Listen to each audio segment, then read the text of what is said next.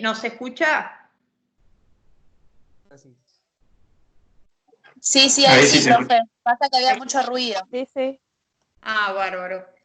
Bueno, entonces con respecto a eso, hablamos de una sumatoria espacial y temporal de los potenciales de acción, ¿sí?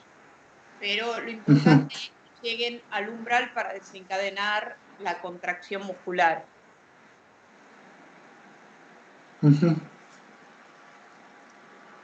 ¿Alguien más tiene alguna otra duda?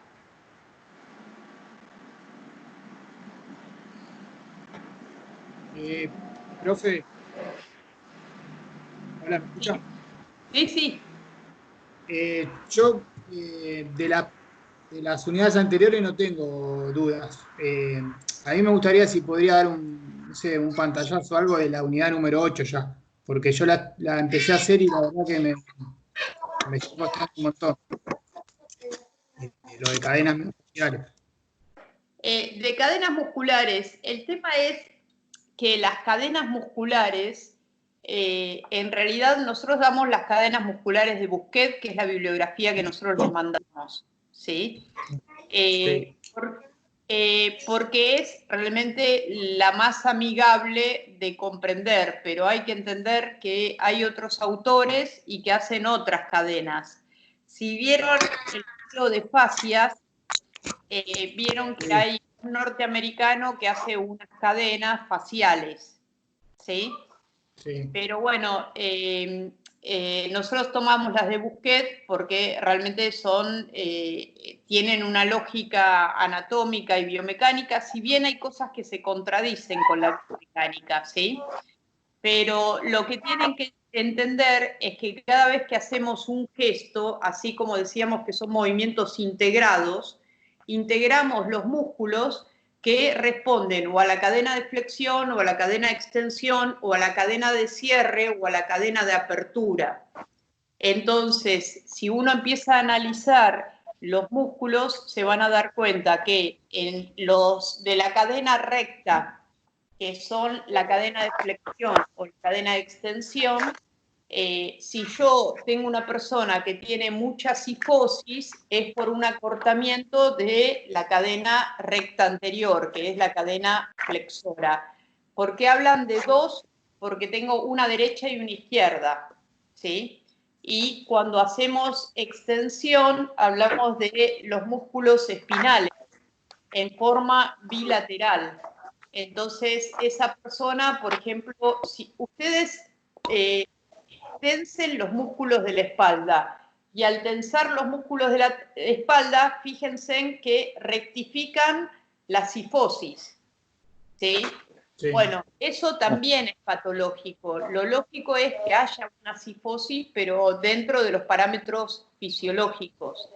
Entonces, nosotros lo que hacemos es, en la práctica kinésica, evaluar en base a movimientos qué cadena es la que está tensa. Si yo, por ejemplo, le evalúo a un paciente, por ejemplo, ayer me tocó un paciente que cuando le pedimos, primero le sacamos foto en los 4 planos. Ahora, en base a tu pregunta, para la próxima voy a poner las fotos de este paciente tapándole la cara en la pantalla. Entonces ahí van a entender más en la parte práctica para qué les sirven las cadenas, ¿sí? Sacamos una foto en el plano frontal y vemos los desequilibrios. Ustedes lo habrán visto, no sé en qué materia están cursando, porque algunos están en segundo, otros están en tercero, pero básicamente postura, algo de postura vieron en todas. ¿En qué materia vieron postura? En evaluaciones. En evaluaciones. Bueno, ¿y qué decían? ¿En qué planos lo tenían que evaluar? En el plano sagital, en el plano frontal. Bueno, pero fíjense, en el plano frontal ustedes lo tienen que ver de frente, de espalda y de perfil, y los dos perfiles, ¿sí? Sí. van a ver la próxima que este paciente tiene un desbalance del hemicuerpo derecho con respecto al hemicuerpo izquierdo. Entonces, si ustedes me sacan una foto, nosotros le sacamos una foto de frente, ¿sí? Después de un perfil y después del otro, porque cambian los perfiles. No es que, bueno, y se ve lo mismo, no. Porque puede tener una antepulsión de hombro, que una antepulsión corresponde con una cadena de cierre de un lado, y puede tener una retropulsión del otro. Pero el tema es que nosotros como kinesiólogos podemos ver y decir, bueno, mal que mal, una persona que sabe mirar y que es observadora se va a dar cuenta que un hombro está más bajo, que un hombro está más alto, que un hombro está más adelante. No le va a decir antepulsión porque no sabe los nombres, pero te va a decir, mira, me parece que esa mano desciende más y que el hombro está más bajo. Y me parece que ese hombro está más anterior, o me parece que ese hombro está más tirado para atrás, te va a decir. No te va a decir que está en antepulsión o retropulsión. Esos son nombres que le damos nosotros, ¿sí? O no te va a decir, esa cabeza, que lo van a ver en el paciente, está en extensión. El paciente estaba parado y tiene 40 años, no es una persona de 80, ¿sí? Y estaba con la cabeza como mirando al cielo, al techo, ¿sí? Del grado de tensión que tenía en la parte posterior.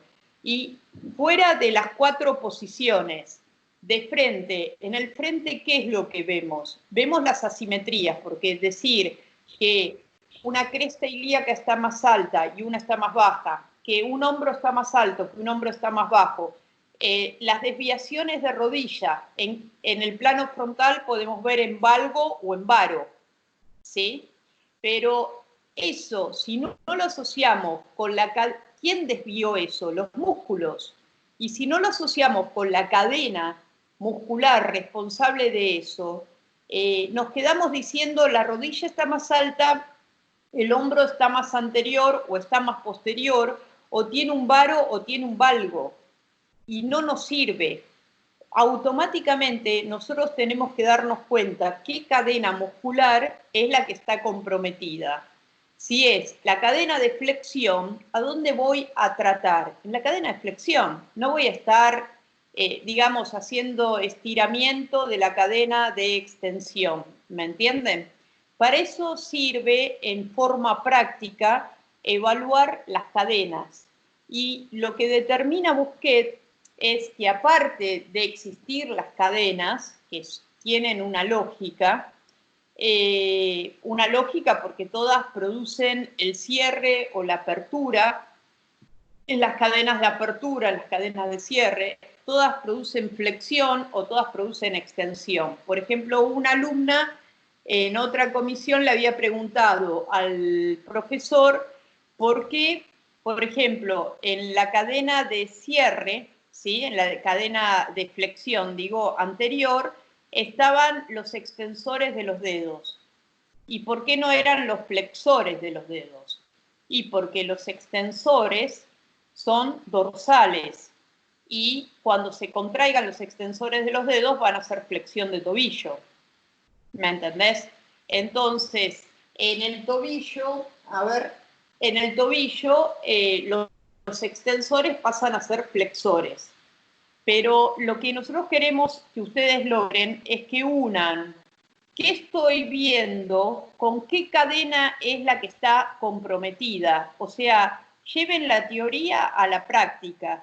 Evaluar a un paciente y decirme que tiene un hombro más bajo que el otro, con eso no hacemos nada, ¿sí? Yo no solo tengo que ver que un hombro está más bajo que otro o que un hombro está más anterior que otro, sino que automáticamente lo tengo que asociar con qué cadena muscular es la que está comprometida. Y si yo lo puedo asociar, voy a poder trabajar sobre esa cadena con técnicas kinésicas para volver a realinear el cuerpo. El tema que, si ustedes se fijaron, Busquet lo divide en unidades funcionales. En realidad, la primera que empezó a hablar de cadenas musculares es Messier. Messier es una terapeuta francesa. Messier empieza a hablar de cadenas musculares, no me acuerdo exactamente la década, pero es más o menos en el 40-50, en 1940, 1950, y tiene varios discípulos. Entre ellos está Suchard, que es el que crea después la técnica de RPG, que es reeducación postural global. Después, dentro de estos está Morelli. Morelli crea la técnica de 3 escuadras. Estos eran los discípulos, y Bien-Fai, que es otro de los discípulos de Messier. El tema es que, por supuesto, muere Messier y tuvieron varios problemas con Suchard, porque, bueno, todo el mundo le empieza a buscar la beta económica a la técnica, ¿no? Independientemente de eso, Bousquet no fue discípulo. Discípulo se dice a aquella persona que sigue trabajando con su maestro. Él tomó el curso de Messier y unió los conceptos de la osteopatía con conceptos de Messier. Entonces, cada uno le fue agregando cosas. Suchard también le agregó algunas cosas diferentes. Pero la primera que empezó a analizar de que si uno, por ejemplo, enderezaba la cabeza, se enderezaba automáticamente la zona dorsal, y que había una integración de cadenas, fue Messier. Nosotros lo que vemos de Bousquet es que Bousquet asocia el contenido y el continente aparte. Cuando habla de unidades funcionales, ¿cuáles eran las unidades funcionales? Era cefálica, cabeza y cuello, ¿sería? La del tronco, Sí. tórax y abdomen, y la de los miembros superiores e inferiores. Y mandíbula. Entonces, ¿qué te está diciendo ahí? Que solamente, o sea, si yo tengo una alteración del equilibrio, por ejemplo, en el miembro superior, va a compensar con el miembro superior. Pero cuando ya la compensación sea mayor, voy a compensar con raquis, o sea, con la unidad funcional de tronco. ¿Me entendés? Y cuando la compensación ya sea mayor, voy a compensar con miembro inferior. Y lo que se va encadenando en las compensaciones son las cadenas musculares. Entonces, si yo tengo un desbalance en la cadena flexora del miembro superior, lo voy a compensar incrementando de alguna manera la tensión de la cadena flexora de tronco y la cadena flexora de miembros inferiores. Entonces, el tema es encontrar la unidad funcional fuente, que es la que primera produjo el desequilibrio. ¿Y cuál va a ser la que más se mueva? Cuando yo evalúe, fuera de tomar la evaluación estática, que la tomamos de frente, de perfil, en los dos perfiles, en los dos frentes, tanto, mejor dicho, en el plano frontal anterior y el plano frontal posterior, una vez que tomás eso, le haces una evaluación dinámica, no solo estática. Y la dinámica es la que te va a decir qué acortamientos tiene. Por ejemplo, si vos tenés acortada la cadena extensora, ¿qué movimientos te limitarías? ¿O alguno de ustedes que quiera aportar?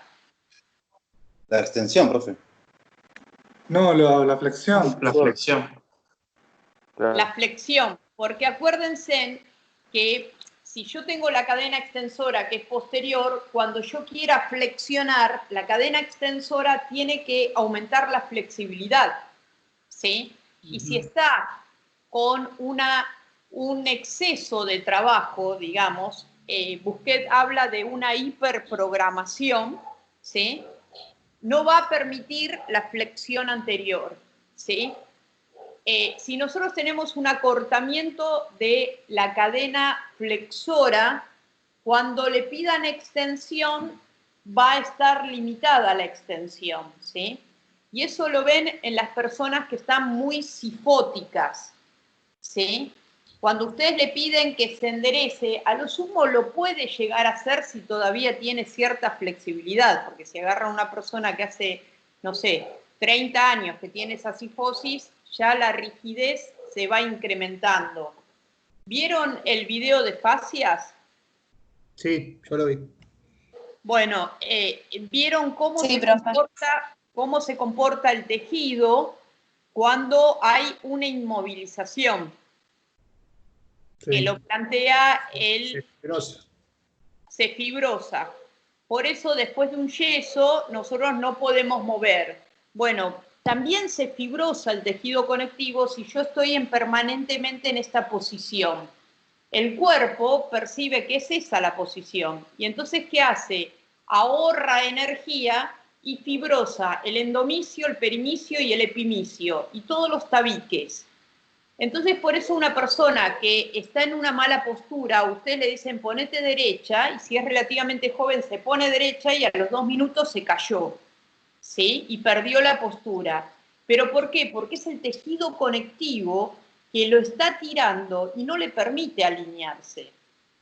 Entonces, en realidad, nosotros lo que tenemos que hacer es un tratamiento del tejido conectivo y darle, como dice en el video, flexibilidad al tejido conectivo. Si nosotros mantenemos la flexibilidad del tejido conectivo, logramos una correcta postura. La correcta postura no es una cuestión estética nada más, es una cuestión funcional. Si nosotros tenemos una correcta postura, nuestra columna va a tener en el plano sagital, ¿cuántas curvas tenía? Móviles. 3. 3. ¿Cuáles eran? La lordosis cervical, la cifosis torácica. Acá tengo una columna, la lordosis cervical, la cifosis torácica o dorsal y la lordosis lumbar. Y la lordosis lumbar. Imagínate que tengo un acortamiento de la cadena anterior. Primero hablamos de las cadenas, ¿sí?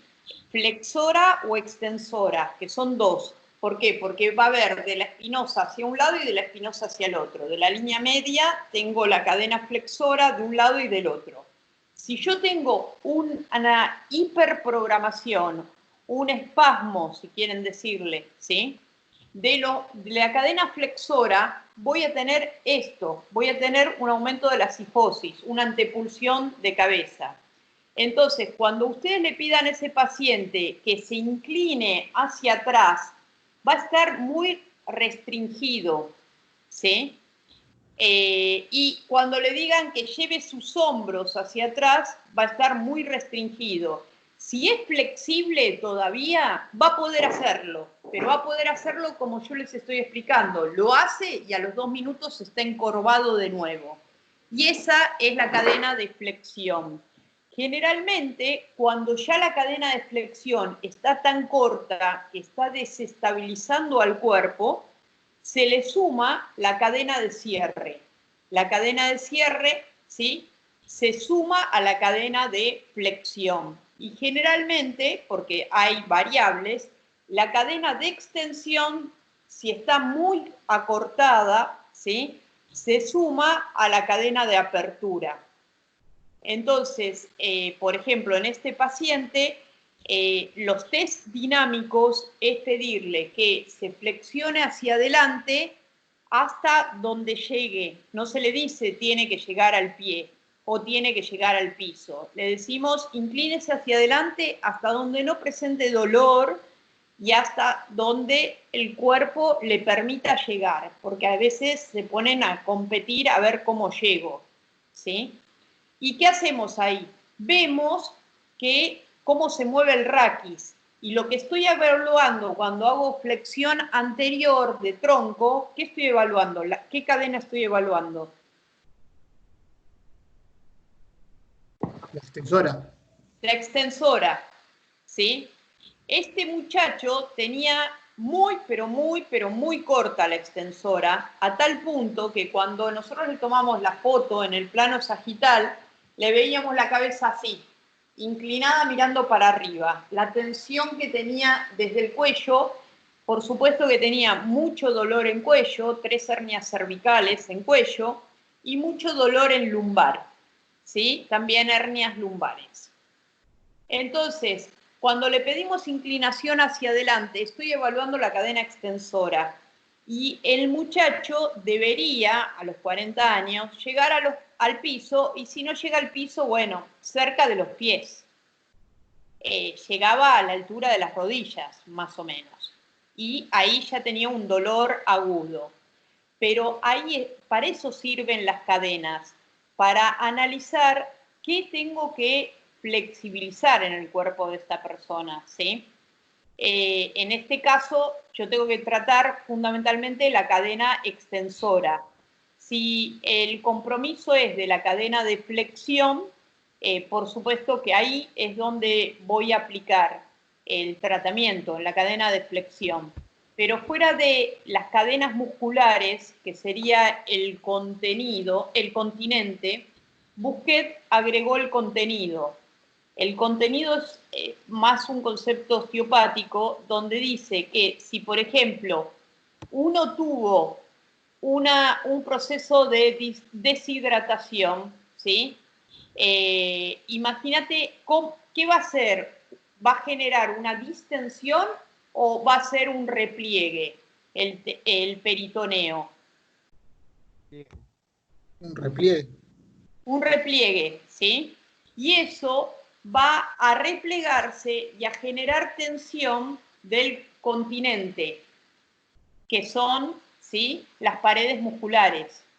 Entonces te va a generar una tensión en flexión, el repliegue. Y eso va a generar una sobrecarga de la cadena de flexión, en contrario de la cadena de extensión, ¿sí? Entonces, hay que entender que las vísceras, por ejemplo, si tuvo un proceso de fibrosis pulmonar, ¿qué va a tender a hacer? ¿Va a distenderse o va a replegarse? Va a replegarse. Va a replegarse. Entonces, esa zona, vos vas a ver un hemitórax con los espacios intercostales. ¿Cómo los vas a ver? Reducido. Reducidos. ¿Cómo vas a ver el tórax? Lo vas a ver inclinado hacia ese lado, ¿sí? Y si es en la parte anterior, en flexión. Entonces se va a inclinar y va a estar en flexión. Entonces va a estimular la cadena flexora y la de cierre. Y al estimular la cadena flexora y de cierre, yo, ¿qué tengo que hacer como kinesiólogo? ¿Ponerle la lámpara en la espalda? No. Tengo que darle movilidad a esa cadena y darle flexibilidad, ¿sí? Y en realidad, como dice el video y lo explica el alemán, lo que nosotros tratamos es el tejido conectivo en el músculo. Cuando ustedes sienten un músculo que está tenso, que alguno dice, uy, qué nudo que tengo acá en el músculo, en el trapecio o en cualquier músculo, uy, qué contractura que tengo acá. Ustedes tienen que entender que lo que tienen abajo es una fibrosis del tejido conectivo, del endomicio, perimicio y epimicio.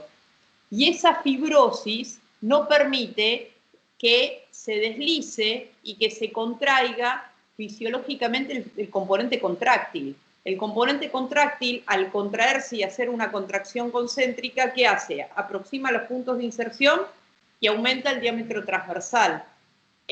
Imagínense un paquete que está comprimido, ¿sí? ¿Cómo va a aumentar el diámetro transversal? Entonces, cada vez que lo quieren mover ese músculo, duele, ¿sí? Entonces, ¿qué es lo que atendemos? Atendemos las fascias, atendemos el endomicio, el perimicio y el epimicio, pero no de un músculo, de toda la cadena. Si atendemos toda la cadena, se vuelve a equilibrar la postura. Si ustedes tienen una desalineación, van a producir una artrosis, ¿sí? Porque si yo tengo una desalineación, por ejemplo, tengo un aumento de la cadena extensora, ¿sí? ¿Qué parte de la vértebra se va a sobrecargar? La parte anterior. Posterior. Posterior, porque si es la extensora, me lleva para atrás. Si es la flexora, adelante. ¿Está? Sí. Entonces, si es la extensora, este muchacho tiene 40 años. Hay que hacerle una anamnesis, ¿no? Tuvo muchos traumatismos de moto, ¿sí? Y accidentes importantes, no es que resbaló un poquito. Accidentes importantes. Entonces, los músculos que protegen la médula y los nervios raquídeos son los músculos espinales, ante todo. ¿Qué van a hacer? ¿Se van a relajar, chicos? No, aumentan la tensión para fijar los segmentos vertebrales, ¿sí? Entonces, si aumentan mucho la presión y quedan con una hiperprogramación, con un exceso de trabajo esos músculos, ¿sí? Van a sobrecargar la parte posterior. ¿Y qué tengo en la parte posterior de las vértebras? Las apófisis espinosas. Las apófisis espinosas. Y un poquito más adelante, miren, acá tengo las vértebras lumbares, ¿sí? Son 2 vértebras lumbares. Si yo estoy sobrecargada, tengo un exceso de trabajo de la cadena extensora, voy a estar sobrecargando las carillas articulares, ¿sí? Sí. Y entonces la sobrecarga de las carillas articulares, que después vamos a ver en raquis, que deben cargar un 20% del peso, va a generar una artrosis de las carillas articulares. Entonces, cuando uno ve la resonancia de este chico, y va a generar, ¿qué? Exagerémoslo, ¿no? Una compresión en la parte posterior del disco y una tracción en la parte anterior. Y los discos, en la resonancia, la próxima les leo la resonancia y les muestro el caso, están deshidratados. ¿Por qué están deshidratados? Porque no están sometidos a la compresión y descompresión. Claro, están en permanente compresión, porque en los músculos y todo su tejido miofacial está acortado. ¿Sí? Profe, ¿te puedo hacer una consulta sobre eso antes que sigas? Esa fibrosis que se hace en las fascias, puede ser que también, si no leí mal y si no entendí mal, se produce una transformación de fibrosis en el músculo al estar también tanto tiempo contraído. Sí, ¿O no? ¿Sí? es que lo que se sucede es que se retrae el tejido facial que recubre la fibra, el fascículo y todo el músculo. Y los vasos y nervios que nutren al músculo, ¿por dónde van? Y por ahí por la fascia. Entre los fascículos. Entre las fascias, fundamentalmente entre el perimicio. Si todo ese tejido está retraído, no va a tener una buena irrigación ni una buena inervación ese músculo. ¿Me entienden? Entonces pierden la sensibilidad, pierden la propiocepción y van atrofiando al músculo porque no le permiten el movimiento. El músculo se nutre por compresión y descompresión, ¿sí? Las diferencias de presión favorecen la irrigación del músculo.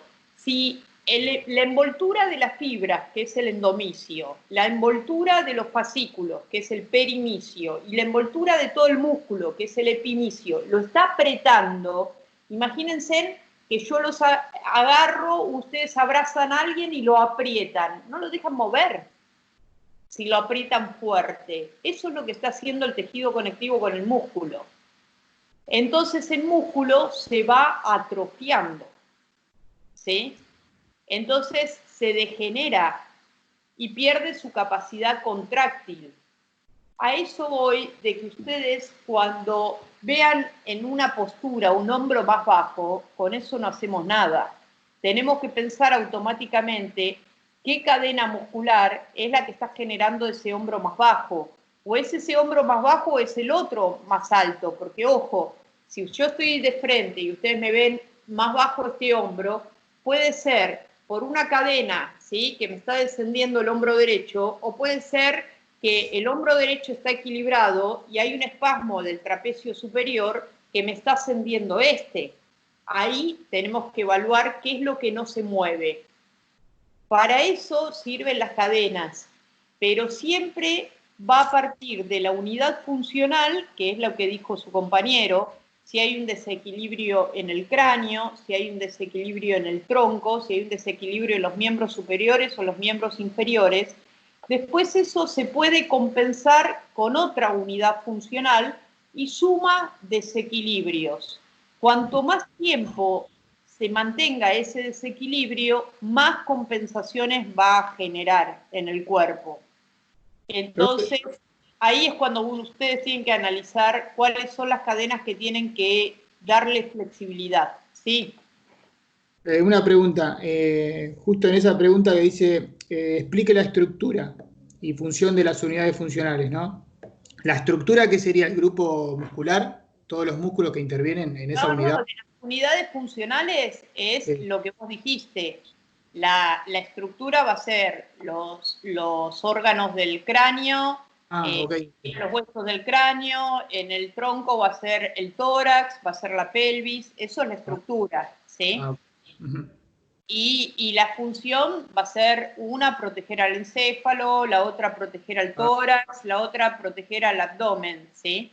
Pero lo importante de las cadenas es que, por supuesto, todas las otras cuestionarios eran el primer párrafo, la primera pregunta, el segundo párrafo, la segunda pregunta. Eran muy elementales los otros cuestionarios.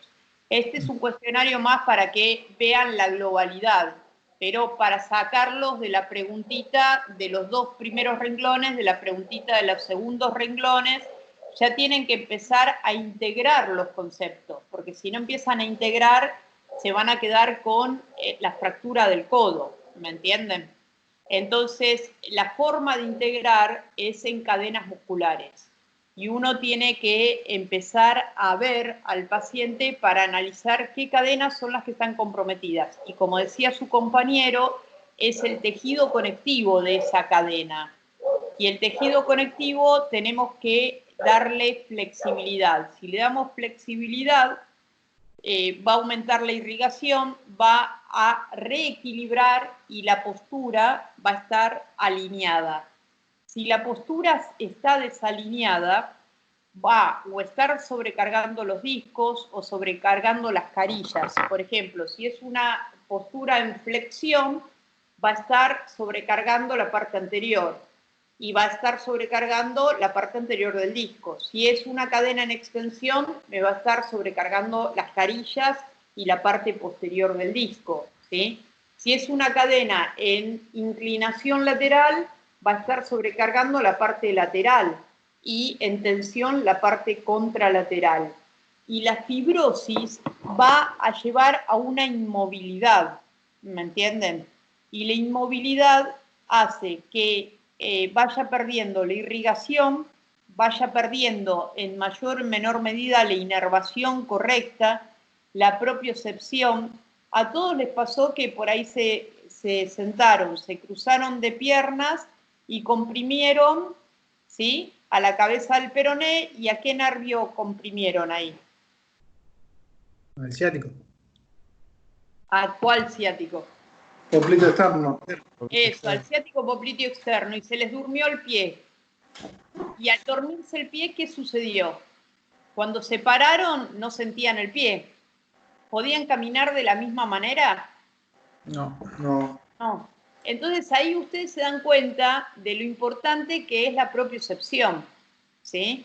Porque uno lo estudia, bueno, la propiocepción me da la sensibilidad varoestésica, me dice si la articulación está en flexión, en extensión, en inclinación, el grado de tensión de los músculos, pero hasta que no me falta no me doy cuenta de la importancia funcional que tiene, ¿sí? Yo ahora me acuerdo, por ejemplo, un paciente que tenía un síndrome de túnel carpiano, ¿sí? El paciente tenía un aumento, por ejemplo, ahora díganmelo ustedes, si yo le pedía que abra la mano, él tenía falta de sensibilidad casi en toda la palma de la mano, pero fundamentalmente en el primero, segundo y tercer dedo. ¿A qué nervio corresponde eso? Al mediano. Al mediano, ¿sí? Tenía un síndrome túnel carpiano que compromete al mediano, pero igual en realidad no tenía buena sensibilidad en toda la mano. O sea, de alguna manera, ¿qué otros nervios estaba comprometiendo? Al cubital y al radial. Radial. Radial. Y al radial, ¿sí? Son las tres terminaciones que llegan a la mano.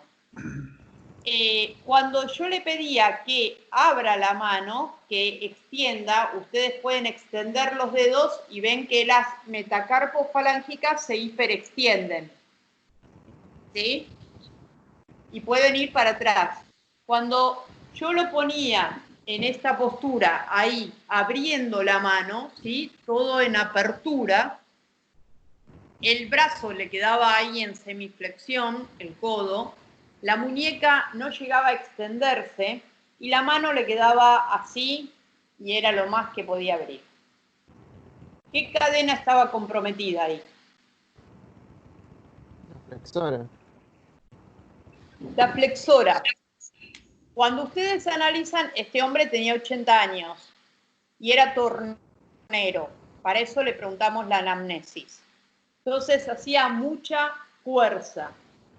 A él ya le habían dicho antes de que viniera a mi consultorio de que tenía túnel carpiano, el síndrome de túnel carpiano. Pero el neurólogo, el neurocirujano que lo quería operar, le dijo que si lo operaba, lo que iba a recuperar era no sufrir de dolor, porque uno de los síntomas es dolor nocturno y después diurno, o sea, primero empieza de noche y después de día, que no los deja dormir a esos pacientes con síndrome túnel carpiano, ¿no? Y le dice, no, yo dolor no tengo, porque no todos los pacientes son iguales. Nosotros tenemos que estudiar la semiología, pero después hay que aplicarla a cada paciente que es diferente. Entonces le dice, yo dolor no tengo ninguno, yo lo que no siento es la mano. El hombre había tenido quemaduras importantes. ¿Por qué? Porque si yo no siento que está caliente me voy a quemar, eso es lo más grave, ¿sí? Entonces le dice, yo lo que quiero es recuperar la sensibilidad para seguir trabajando, porque yo no puedo trabajar en mi trabajo donde tengo la mano en riesgo si yo no siento. Yo dolor no tengo. Ah, no, yo seguridad de que recupere la sensibilidad yo no le puedo dar.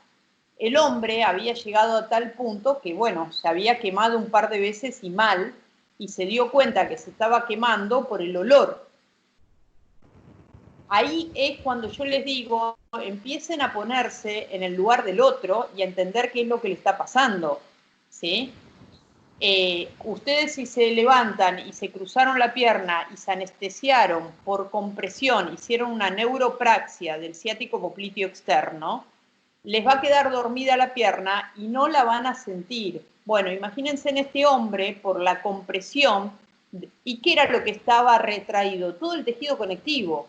El hombre no llegaba ni a extender el hombro, ni a extender el codo, ni a extender la muñeca, y menos los dedos, ¿sí?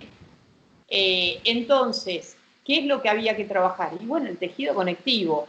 Descomprimiendo el tejido conectivo, la neuroplasticidad, que es la capacidad de regeneración de los nervios, existe. Por supuesto que no recuperó la sensibilidad que tenía antes de la lesión. No tenía la sensibilidad de los 20 años. Pero el hombre, fíjense, no podía abrocharse un botón.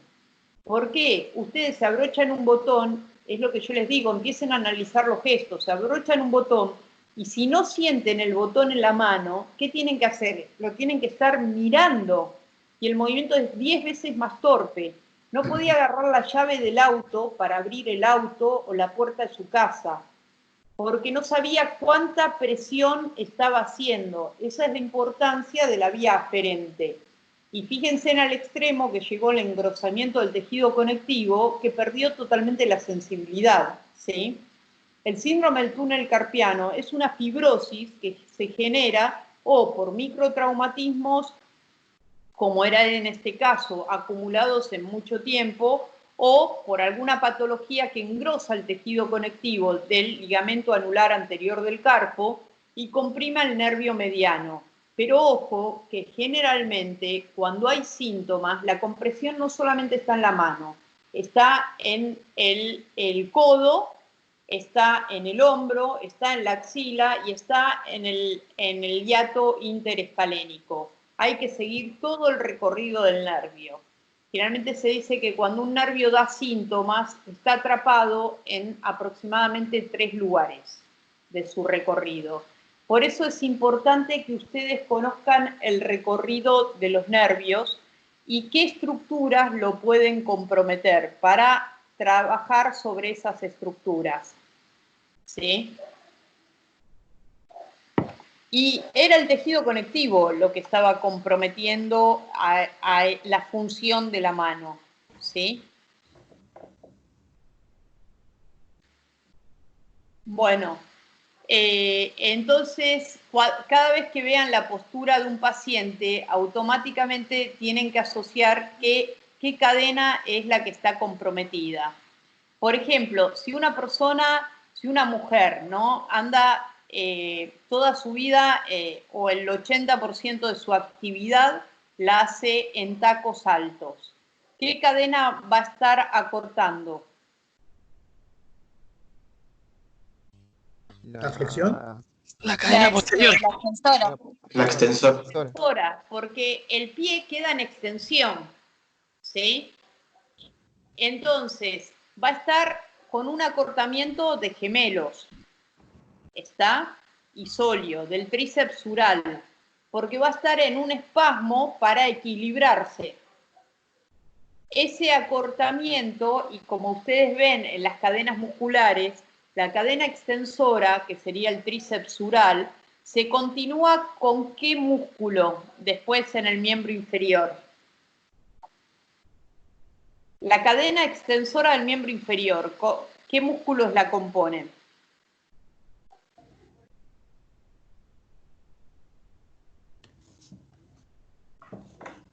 Fíjense en el apunte. Isquiotibiales. Los glúteos serían. Glúteo mayor. ¿Y después? Isquiotibiales, gemelos. No, la No, extensora. era el recto anterior, popliteo.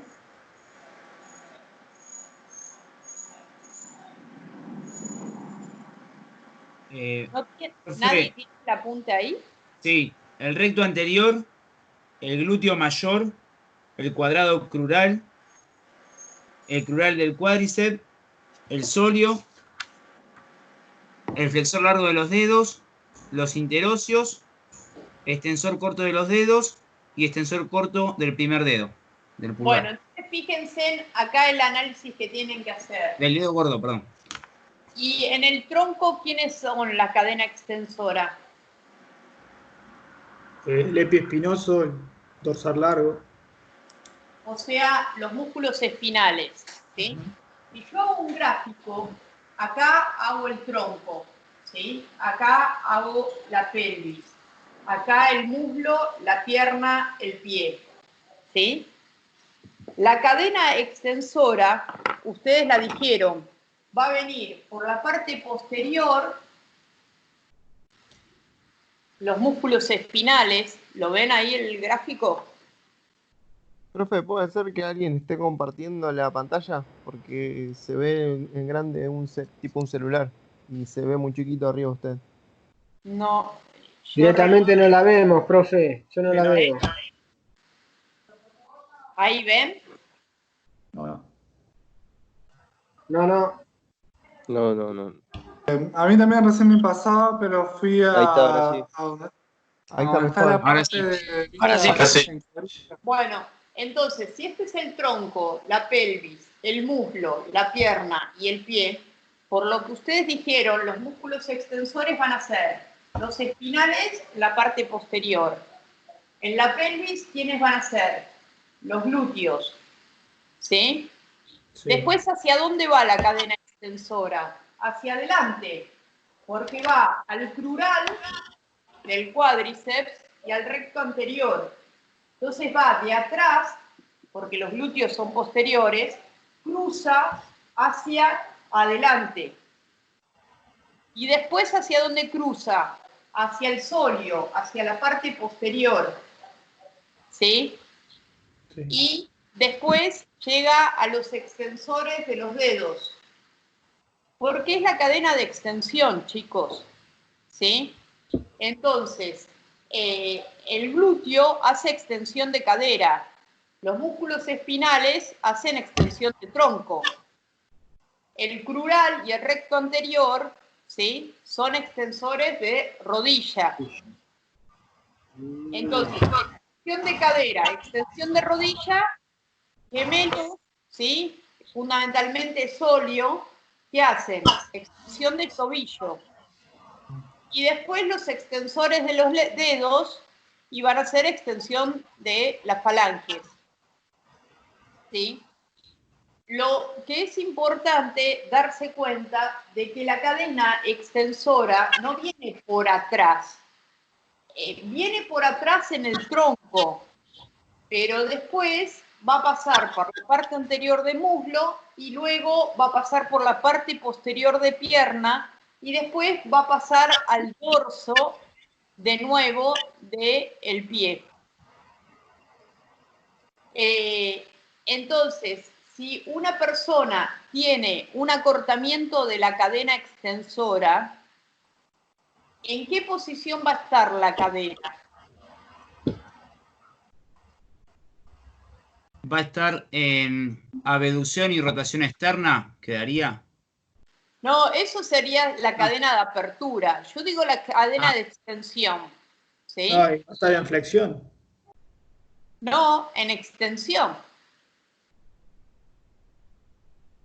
Si los glúteos lo que hacen es extender la cadera. Ah, o sea, la cadena que predomina es la extensión. Claro. Es muy simple, chicos. Si ustedes ven, y en rodilla, ¿qué va a estar produciendo? ¿Flexión o extensión? Extensión. Extensión de rodilla. Extensión. Acuérdense que si es la cadena de extensión, me produce extensión de todo. Extensión de raquis, extensión de cadera, extensión de rodilla, extensión de tobillo, extensión de dedos. Es la cadena de extensión. Entonces, si la persona tiene un acortamiento de la cadena de extensión, ¿sí?, va a producir extensión del raquis y cuando yo le pida flexión anterior de tronco va a estar limitado porque la cadena de extensión está espasmada, que es el caso del paciente que yo les decía hoy.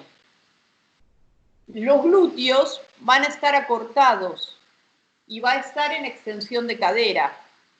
Y la rodilla puede estar en extensión y hasta puede estar en qué posición estaría, si ya desvió la rodilla. Recurvatum. En un recurvatum.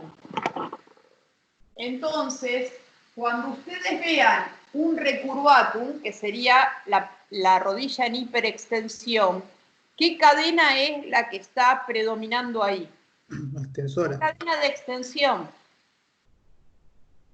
¿Sí? Entonces, si es una mujer que está en tacos permanentemente, va a tener un acortamiento del tendón de Aquiles. Esas mujeres, ustedes le dicen que se ponga un calzado bajo y no pueden. Se compran esas ojotas que tienen un poco de taco, ¿sí? Y chinelas con taco, y te dicen todo con taco, sin taco no puedo andar. ¿Por qué? Porque ya hubo, por la postura que tomó el pie, con el pie en extensión, hay un acortamiento de los músculos extensores de la pierna, ¿sí? Lo importante que no es que la mujer no se pueda poner tacos, ¿sí? Es muy lindo ponerse tacos, pero el tema está que después bajemos de los tacos y no estemos todo el día arriba de los tacos, ¿sí? Porque hay que darle flexibilidad al tejido. En el video les explicaban que la flexibilidad la genera el movimiento, por eso este científico alemán que estaba investigando la fascia saltaba la soga. Era una manera de mantener la flexibilidad y el movimiento. Fíjense, el hueso que no se mueve, ¿qué pasa? Se degenera. Se atrofia. Se descalcifica. El músculo que no se mueve se atrofia. El cartílago que no se mueve se degenera. Son cosas diferentes, chicos. El hueso, al no moverse, no le aplicamos carga. Carga, acuérdense en qué es la carga. La carga son las fuerzas. Son Una fuerzas fuerza externa. externas. ¿Sí? Entonces, si al hueso no lo movemos, se descalcifica. ¿Por qué? Porque al no aplicarle fuerzas externas, que generadas por el movimiento, por la compresión de mi peso, por otros elementos que llevemos, ¿sí? No estimulamos qué efecto, que aumenta el metabolismo del tejido óseo.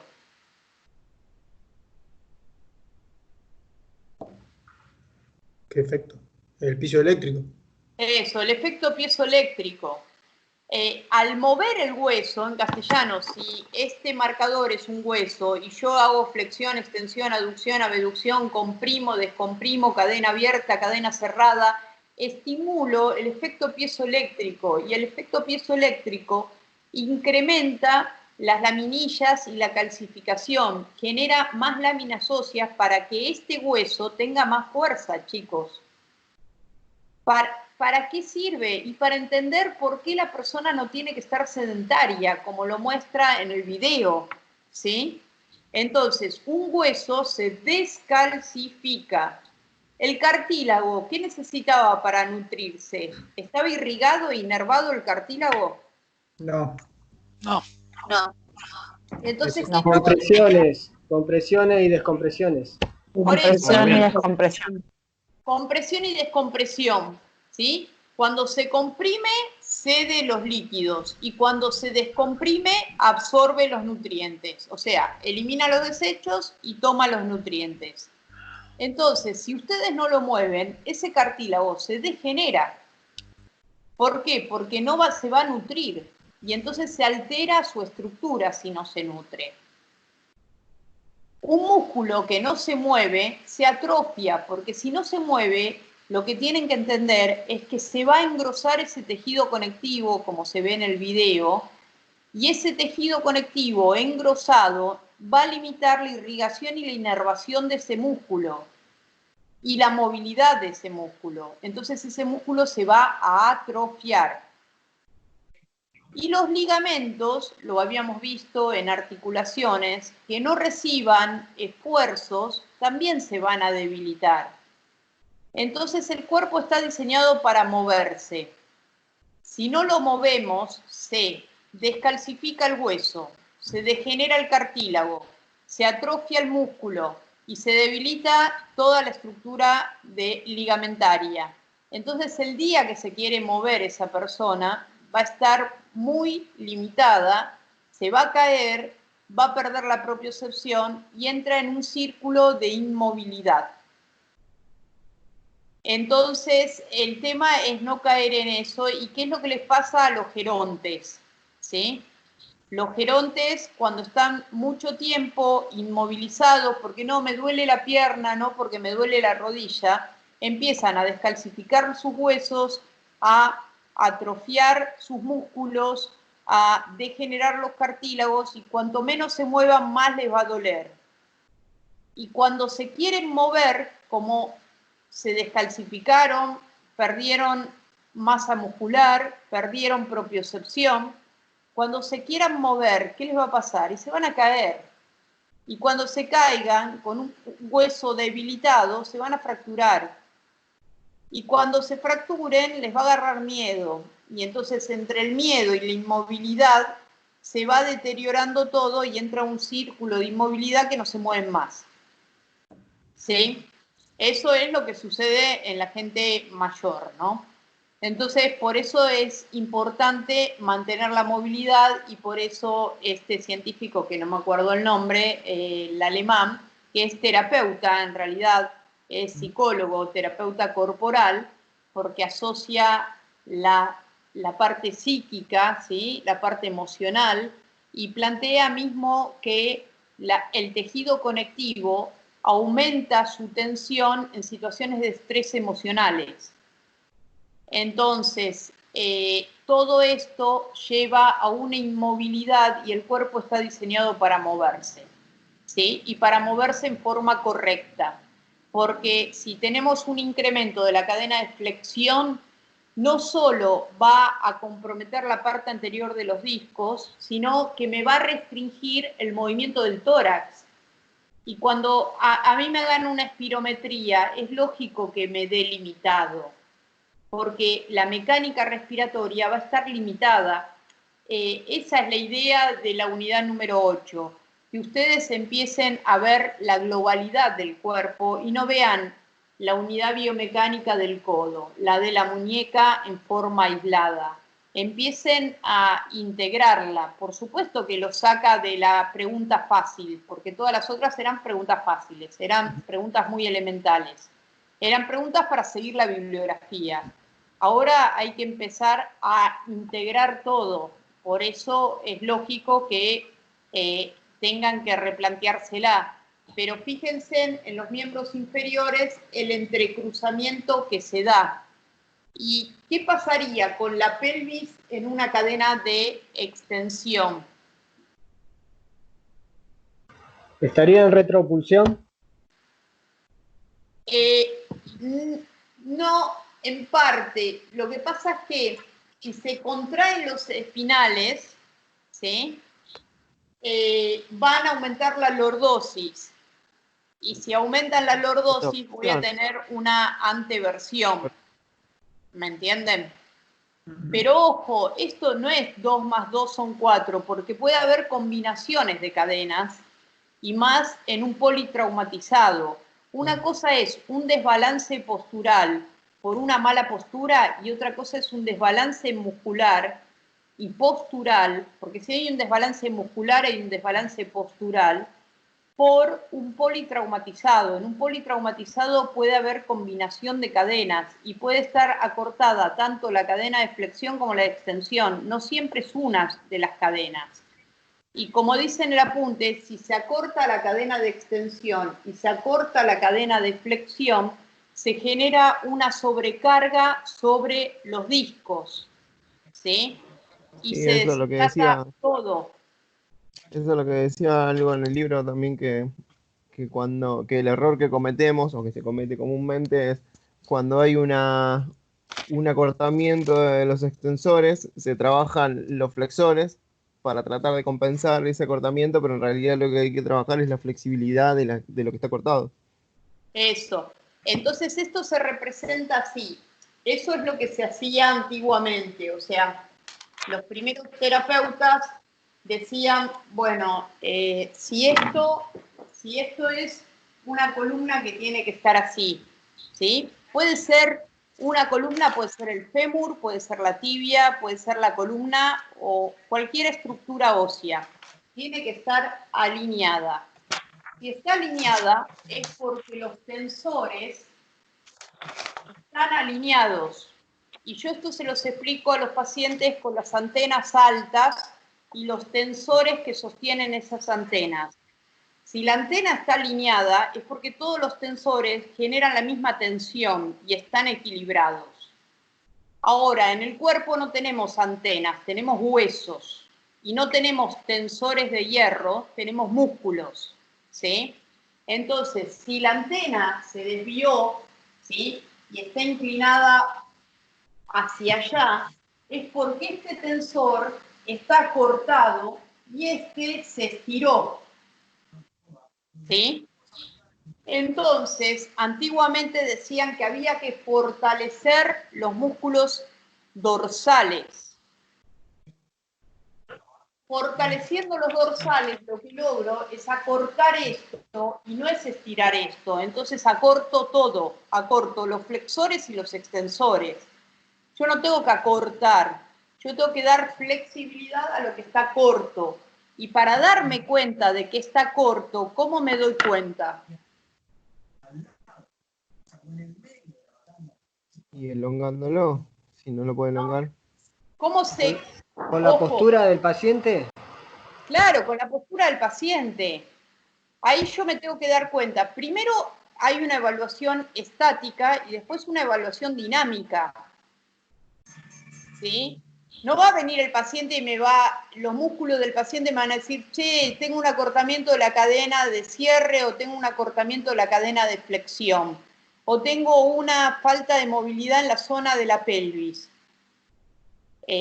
Yo lo tengo que evaluar primero estáticamente, como ustedes hicieron en evaluaciones. Lo miramos de frente, lo miramos de espalda, lo miramos de los dos perfiles. Pero automáticamente tengo que ir viendo, si es un genus recurvatum, hay una cadena de extensión. Si es un genus flexum, hay una cadena de flexión que predomina, ¿sí? Si los dedos están en garra o los dedos están estirados, ¿tengo pie plano o tengo pie cabo? Pero lo tengo que asociar con las cadenas, porque el genus recurvatum no salió de la nada, lo generan los músculos. Si hay un genus valgo o un genus varo, entiendan que lo generan los músculos. Y eso hay que realinearlo, o va a ser una cadena de cierre o va a ser una cadena de apertura, el genus varo o el genus valgo. Y el genus flexum y el genus recurvatum o va a ser una cadena de extensión o va a ser una cadena de flexión. Y la retroversión de la pelvis va a ser una cadena de flexión si se acompaña con los isquiotibiales. Y si es el recto anterior, me va a llevar a una cadena, a una anteversión de la pelvis. Por eso es lógico que cuando se pongan a leer el libro les haya roto todos los esquemas, porque hay que empezar a integrar todo. ¿Me entienden? Pero tienen que releerlo, como yo digo, mínimo 5 veces. Porque en la primera leída sacamos algunos conceptos y una idea global, en la segunda y en la quinta recién empezamos a entender completamente el texto, ¿sí? Pero un músculo que está acortado, que Busquet habla de hiperprogramado, que está en una actividad constante, no hay que contraer el otro, hay que estirar ese músculo. Y acuérdense en que lo que está acortado no es el componente contráctil, es el tejido conectivo. Y como ustedes dicen, eslongando, pero eslongando no alcanza. Gracias a Dios que no alcanza, porque de eso laburamos nosotros. Por más que haga elongación, no alcanza. Necesita que usemos nuestra mano y que rompamos esos enlaces de colágeno con las técnicas que tenemos que hacer, que aumentemos la flexibilidad, que como se veía en el video, hagamos técnicas que drenen el componente acuoso que está estancado y que ese tejido vuelva a rehidratarse. Y lo que mantiene la flexibilidad del tejido conectivo es el grado de hidratación y el grado de elasticidad de sus fibras. Y como lo decía la norteamericana, no me acuerdo el nombre de la médica, que planteaba de que el condrocito puede llegar a distenderse aumentando un 200% su superficie, y que cuando se distendía el condrocito era el que regulaba la tensión del tejido de colágeno, y si el tejido de colágeno cede la tensión es lo que permite la flexibilidad de los tejidos. Y automáticamente, si hay flexibilidad, tenemos que pensar que hay buena irrigación, que hay buena inervación y que va a haber un equilibrio, ¿sí?, más lógico en esa estructura. Entonces, Yo he tenido pacientes con alteraciones posturales graves. Graves es que tenían una deformación del tórax muy importante y que por alguna razón, no me acuerdo, la tenían que operar de cirugía abdominal.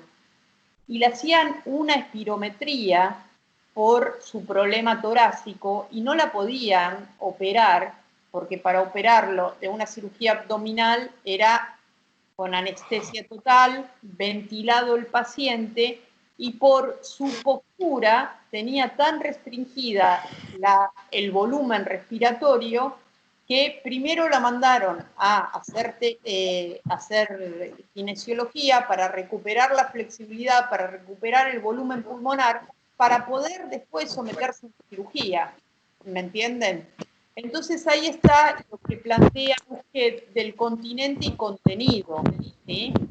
Puede ser que el continente, que serían todas estas cadenas musculares, compriman al contenido, pero también puede ser que el contenido o esté retraído, como por ejemplo en una fibrosis pulmonar o en una deshidratación, o esté como por ejemplo en una colitis ulcerosa, que es un proceso inflamatorio, o en un colon irritable que está distendido. Y si está distendido, tironea hacia afuera.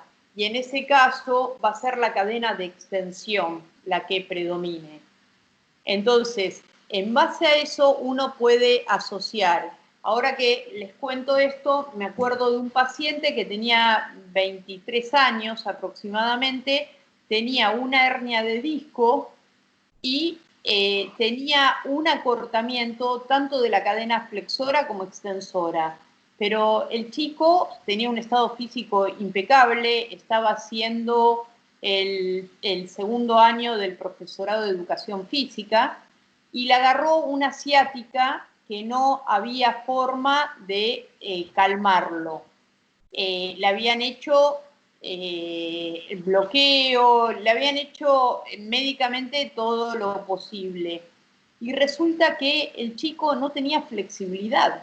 ¿Pero por qué? Porque tenía un acortamiento de la cadena de flexión y la cadena de extensión terrible. Y a todo esto, preguntándole qué antecedentes tenía, porque si bien fue mejorando, tenía limitaciones, había tenido un cuadro de deshidratación de chico, ¿sí? El tejido conectivo se dice que tiene memoria, ¿sí? Memoria quiere decir que hay que trabajarlo mucho para darle la flexibilidad que tenía antes de una lesión.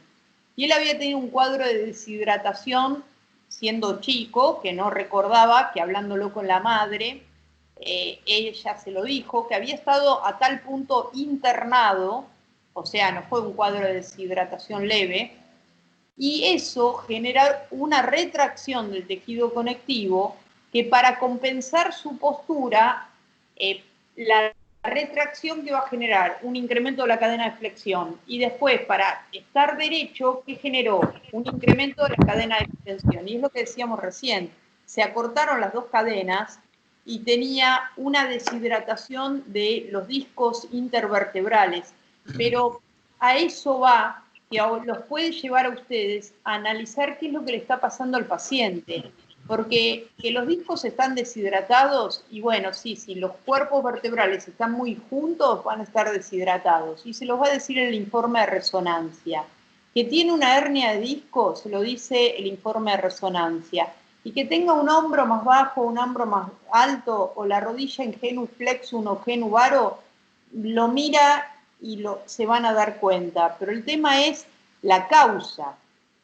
Y ahí está la asociación con las cadenas musculares, la causa de ese desequilibrio. Y entonces, si yo sé que tiene un genus flexum, yo sé que hay una cadena de flexión hiperprogramada. Después veré qué unidad funcional es la que está desequilibrada, porque se habla de lesiones en cadenas.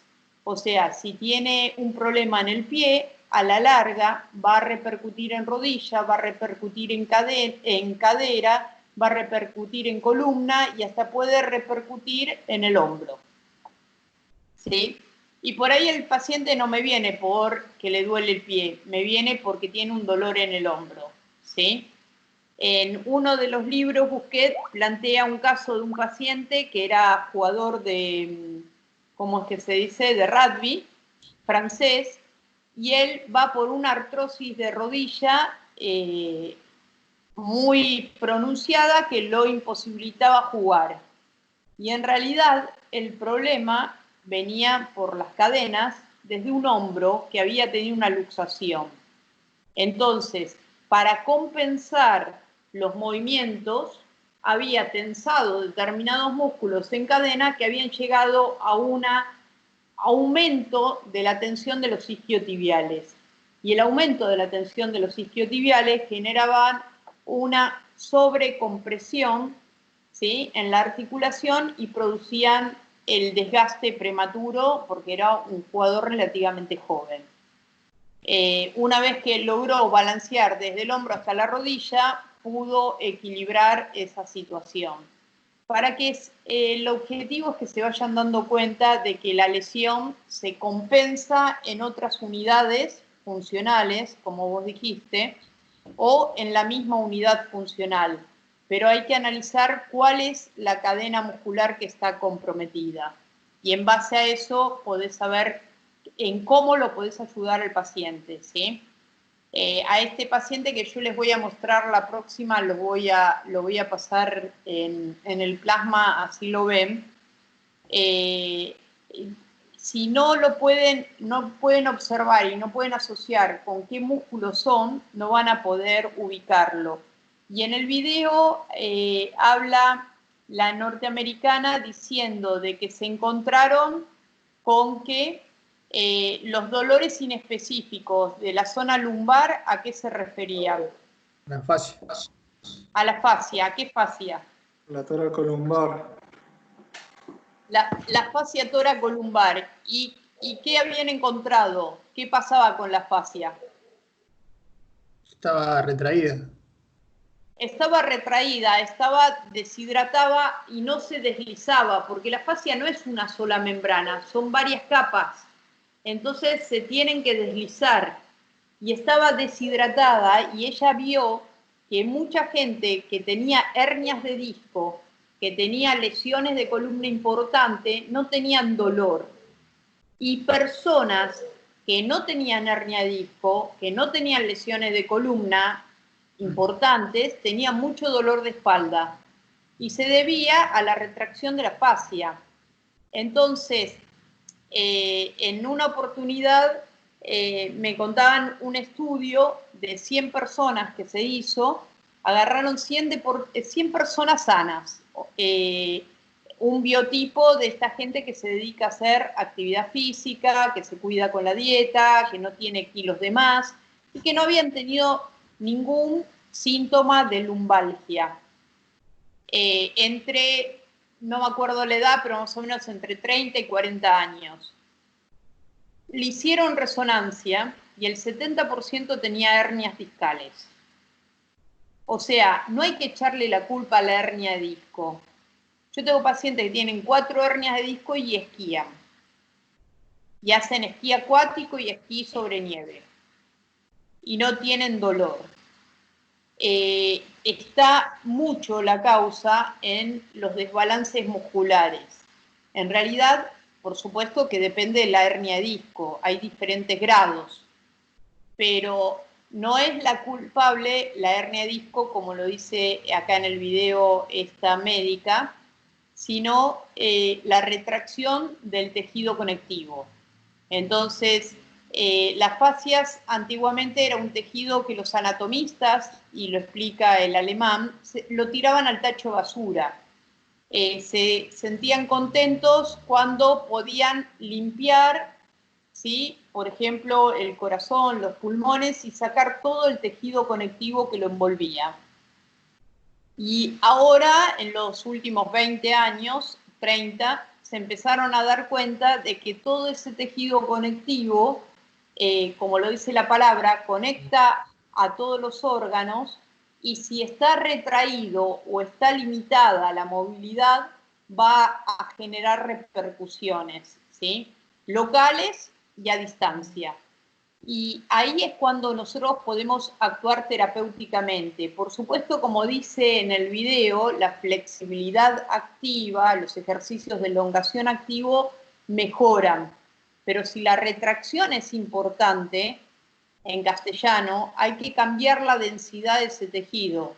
Y la forma de cambiarlo es con técnicas kinésicas para lograr que la ruptura de esos enlaces de colágeno que se ven en el video, que densifican las fibras de colágeno y no permiten que mantenga la flexibilidad, ¿sí?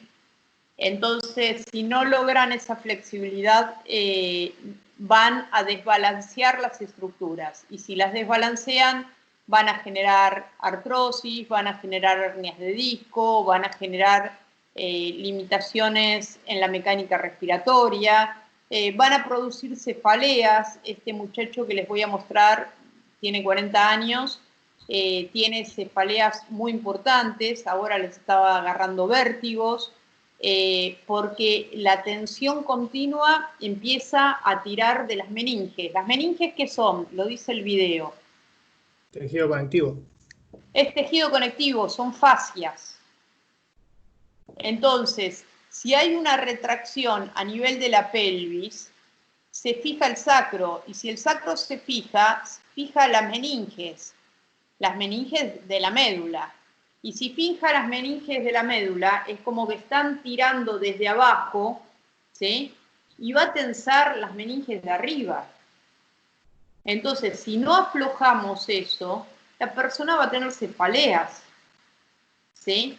Esto es mirar al cuerpo como una totalidad y no como un pedacito y un pedacito y otro pedacito, porque mirando de a pedacitos no van a encontrar nada, chicos, ¿sí?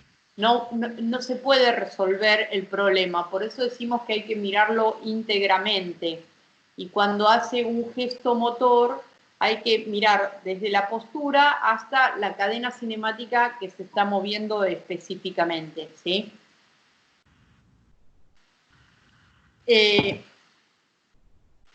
Bueno, los que no lo vieron, miren el video que realmente es muy claro y es muy llevadero, ¿no? Tiene unos paisajes hermosos que a esta altura uno envidia, porque yo hubiera agarrado el auto para irme aunque sea a algún lado, pero no. Mirando esos paisajes, pero el video realmente está muy claro, hablan, más o menos son 6 investigadores que hablan de las fascias, y esto nos justifica a nosotros la importancia de la kinesiología. Lo triste, no terminé de googlearlo, pero el norteamericano me da impresión que es uno de estos terapeutas sin título. Ahí es lo triste, que los que tenemos título no hacemos lo que tenemos que hacer y al final termina empoderándose gente sin título. Por eso ustedes que van a tener su título y yo que tengo mi título, tenemos que tomar los conocimientos, pero poder aplicarlos, chicos. Si no los pueden aplicar, si me dicen contracción concéntrica, se aproximan los puntos de inserción, pero después no me saben decir en qué momento estoy haciendo una contracción concéntrica, una excéntrica, chicos, no les sirve de nada el título en la pared, ¿sí? Después vemos el alemán, que bueno, es psicólogo y se dedica a analizar la fascia. Y yo no, en el video, honestamente, y me incluyo, no veo ningún kinesiólogo, ¿sí? Y creo que somos nosotros los que tenemos que empoderarnos y tomar esos conocimientos y aplicarlos, y bueno, fuera de los intereses que pueda llegar a haber de promocionar a determinada gente, promocionan el libro, por supuesto, en todo hay un negocio, ¿sí? Promocionan un libro de este yankee, que no lo llegué a googlear, pero me da la impresión de muy comerciante, muy chanta, y de que lo que me está vendiendo es el libro. Después uno que hace investigaciones en deporte y ven la retracción que hay a distancia, entonces plantea de que si elongan la fascia de los miembros inferiores, de alguna manera también va a influir en el movimiento cervical. Es muy lógico porque la fascia superficial y la fascia profunda están todas interconectadas. Si me sueltan de un lado, voy a tener más movilidad del otro, ¿sí? El tema no solo es lograr más movilidad, sino una correcta alineación de las antenas, ¿sí? Un equilibrio de las cadenas musculares para volver a equilibrarse, ¿sí? Bueno, ¿alguien más tiene alguna duda? No, profe, yo le quería decir que si puede subir la clase, porque o sea, yo la escucho pero no la puedo ver. Y la anterior clase también me pasó lo mismo. Ah, esta de Escape. Sí. Sí, no, realmente se me pasó, pero ahora las voy a subir, ¿sí? Y así las tienen. Lo que sí ya les voy diciendo que las clases en video de la unidad 8 y 9 por ahora no la voy a hacer. Honestamente me lleva muchísimo tiempo y los tiempos no me dan para hacerla. Así que la 9 se da en 2 semanas. La 9 es raquis. Se da generalidades de raquis. Ustedes igual tienen las guías, tienen las preguntas. La semana que viene redondeamos, y les muestro el caso de este paciente, redondeamos lo de cadenas y empezamos a ver lo de raquis, ¿sí? Las generalidades de raquis son 2 semanas que vemos generalidades de raquis, que se ven la estructura del raquis en general, la osteo, la artrocinemática y el comportamiento de las estructuras ante las diferentes solicitudes o esfuerzos mecánicos, se ve la estructura del disco, qué estructuras son las que descomprimen el disco intervertebral, y entre ellos está la fascia dorsolumbar que habla el video de fascias, ¿sí? Profe, ¿puede subir todas las clases? Porque hay nada más que 2 en el campus. Las clases de Escape. Sí, las clases de Escape las voy a subir, ¿sí? Gracias. Profe, una consulta tengo, estaba leyendo los músculos prevertebrales. ¿Los qué? Músculos prevertebrales. Tengo el libro acá que usted dio, que es Casas, parece que es el autor, Pérez Casas. Sí, en una parte dice que son 4. En este libro dice que son 4, pero yo estoy mirando el Rubier que tengo acá, me dice que son 3 nada más. ¿Y Pérez Casas cómo lo divide? Lo divide, por ejemplo, en músculos, el recto anterior menor, recto anterior mayor, largo del cuello y recto lateral. Y el Rubier lo tiene como al recto anterior, como recto anterior nada más. No dice ni mayor ni menor. Bueno, porque los unificará en 2, ¿sí? El Rubier. No, el Rubier no, dice que está del recto anterior nada más. No menciona si es mayor o menor. Bueno, pero vos fíjate, la diferencia es dónde se insertan y la acción que hacen. El tema es que te lo plantean los anatomistas, puede haber alguna diferencia entre un anatomista u otro, porque dicen que las masas musculares, cuando las empiezan a disecar, se sobreenciman planos de fibras que a veces algunos los agrupan y otros separan esos planos de fibras, ¿me entendés? Pero en general nosotros tomamos al Testú como bibliografía de anatomía, porque es realmente uno de los anatomistas más viejos, pero más precisos, y habla del recto anterior mayor de la cabeza y el recto anterior menor de la cabeza, ¿sí?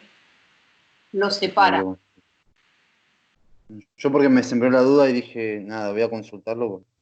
No, pero vas a encontrar, y mismo honestamente van a encontrar, y que voy a buscar, no un mismo músculo que le cambian de nombre, ¿no? Claro. Sí. Pero bueno, esto es, como decía un profesor mío en la facultad, decía, no, este era un profesor del posgrado, no era docente de la facultad, decía, cuando no saben qué inventar, le cambian el nombre a las cosas viejas y dicen que inventaron algo nuevo. Lamentablemente en la anatomía, o sea, podrá haber más conceptos sobre fascias, pero en la anatomía, la descripción, el trocánter mayor es el trocánter mayor, no cambió, el trocánter mayor sigue siendo el mismo.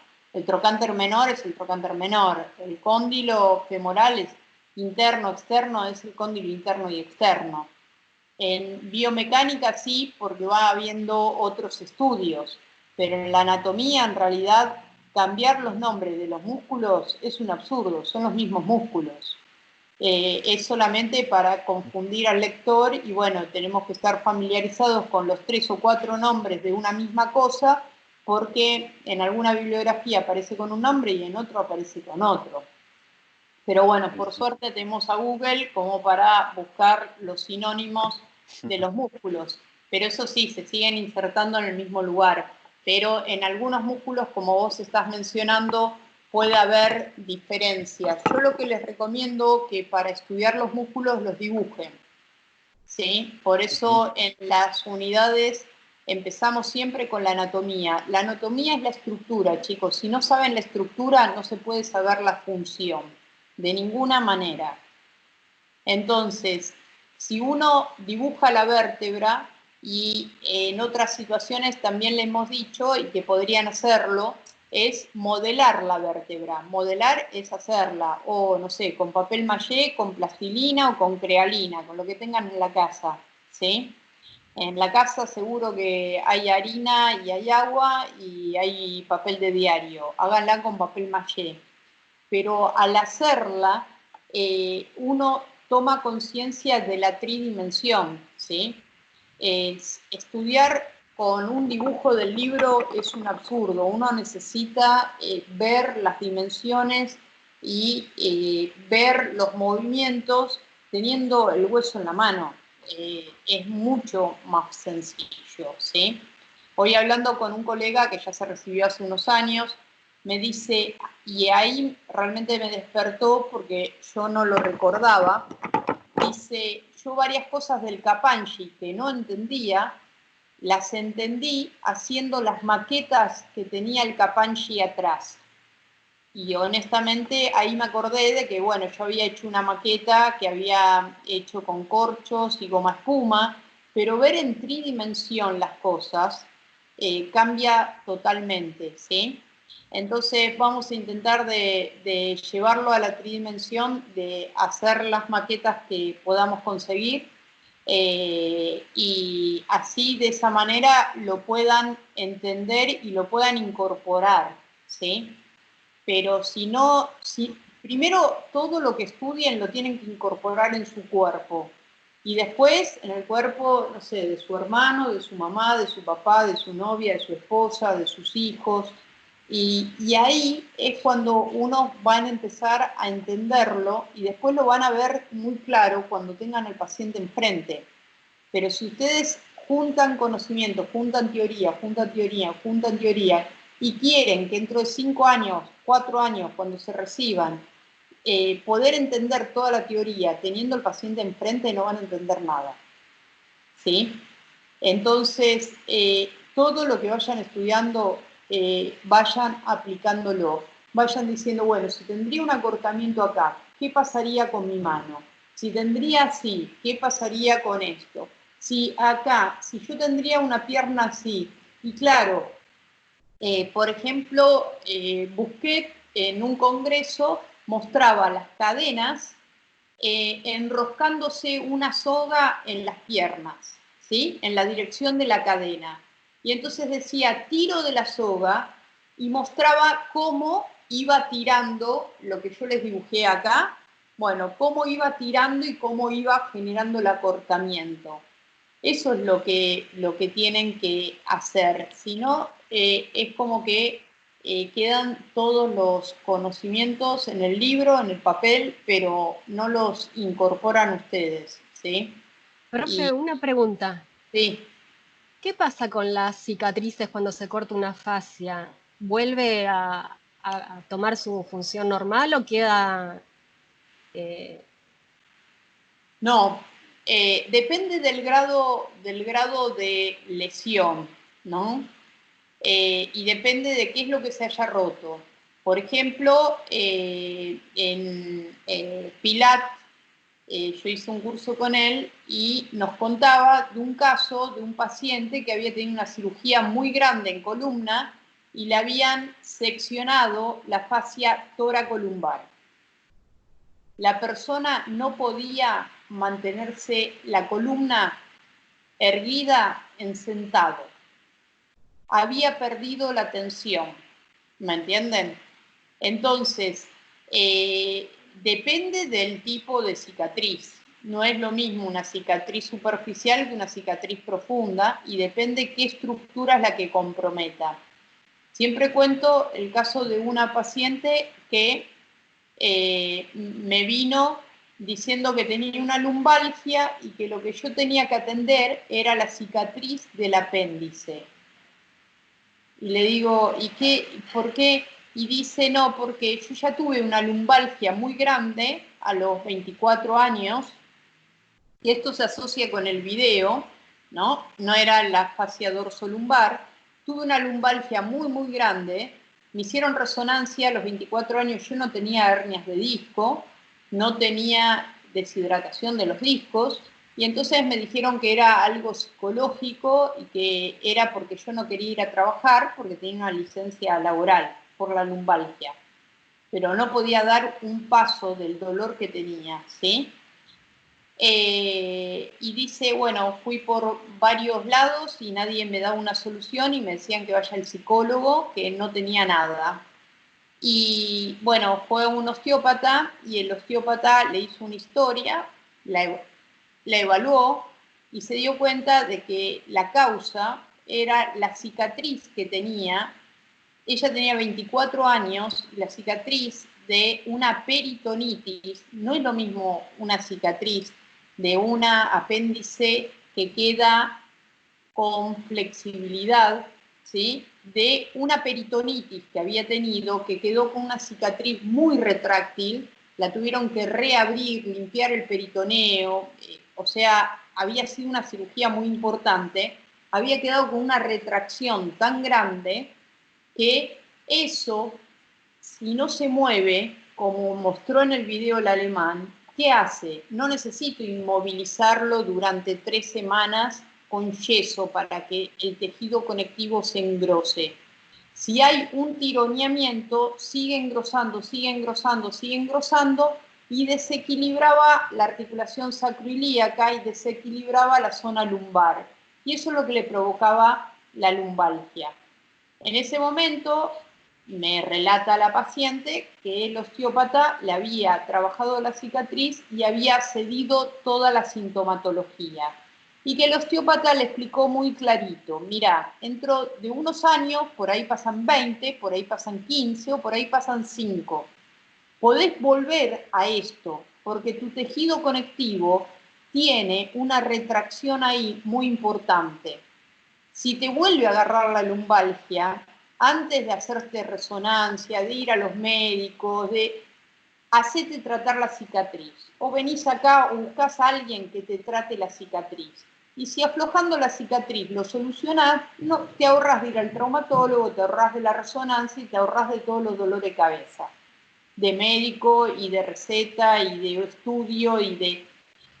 Y la mujer por eso vino a mi consultorio y yo lo único que hice fue hacer lo que ella me dijo, atender la cicatriz, ¿sí? Ella es una visitadora social que trabaja en el hospital y a la semana me la crucé y me dice, estoy bárbara, quedé 10 puntos.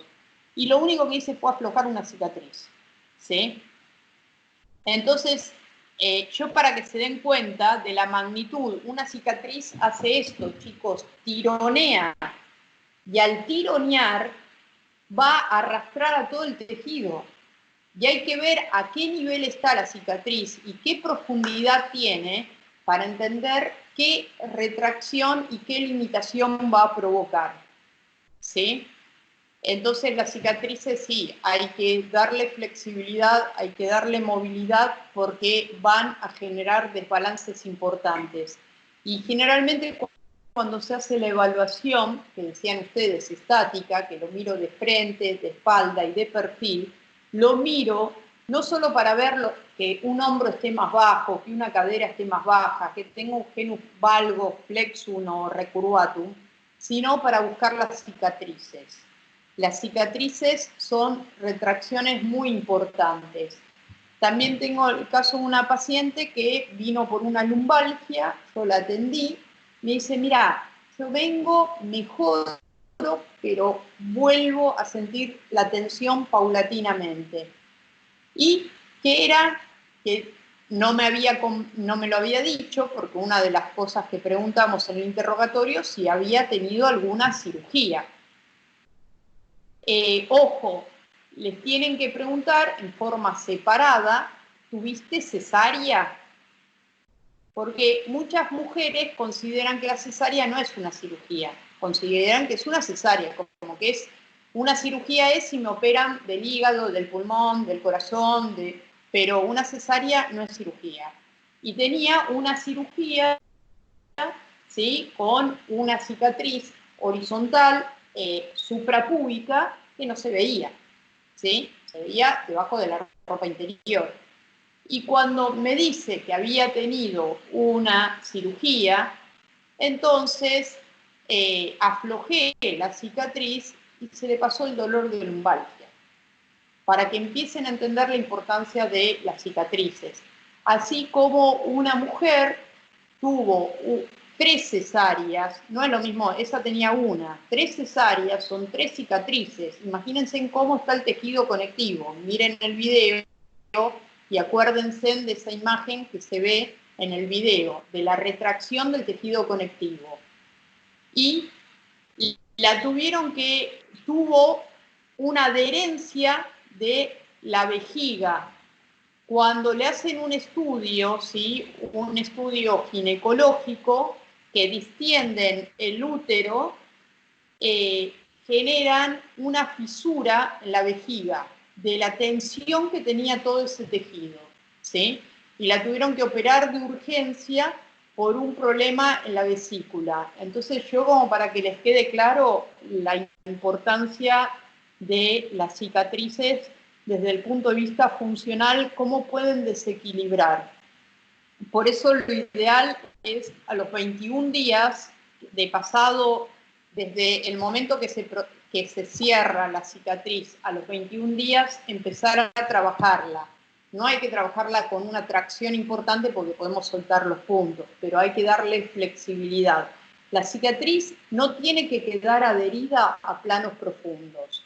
Y ojo, hay una cicatriz superficial y hay una cicatriz profunda. Hay que saber qué cirugía le hicieron, porque las vísceras también quedan retraídas, ¿sí?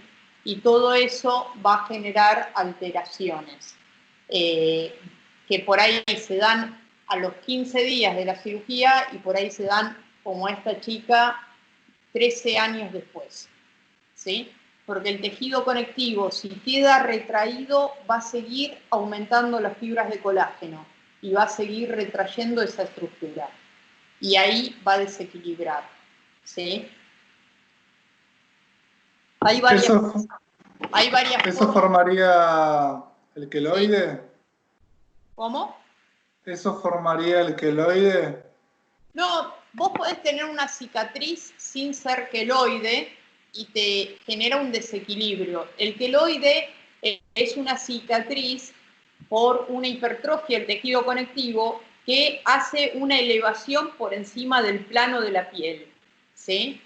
Pero si vos tenés un queloide, pero el queloide no queda adherido a planos profundos, tenés menos riesgo que genere desbalances funcionales, ¿sí?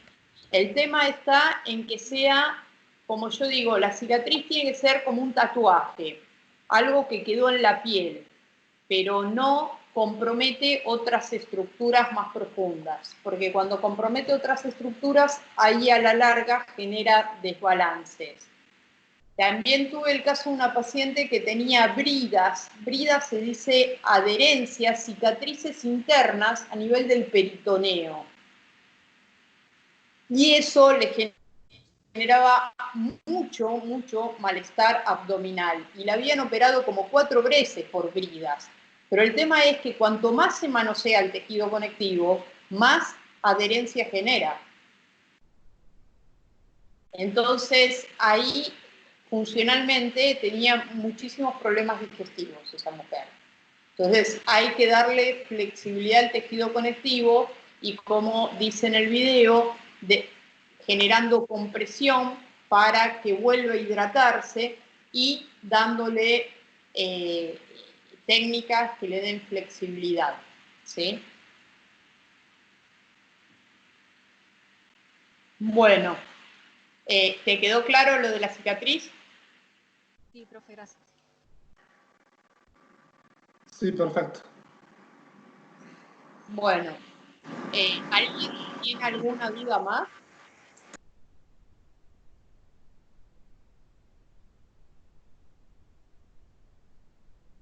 ¿No?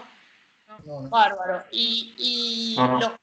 los que van adelantados, acuérdense en que los trabajos los tienen que subir en forma individual, ¿sí? Realmente cómo va a evolucionar esta situación, nadie la sabe, por eso no puse otro cronograma, que el primer cuatrimestre se estiró 2 semanas más, que no hay exámenes de finales en julio, agosto, no hay finales. No sabemos cómo termina esta situación, ¿sí? Lo importante para ustedes es que continúen la cursada y la forma de certificar su cursada es entregando los trabajos, ¿sí? Va a tener derecho a rendir el examen la gente que entregó todos los trabajos en tiempo y forma, ¿sí?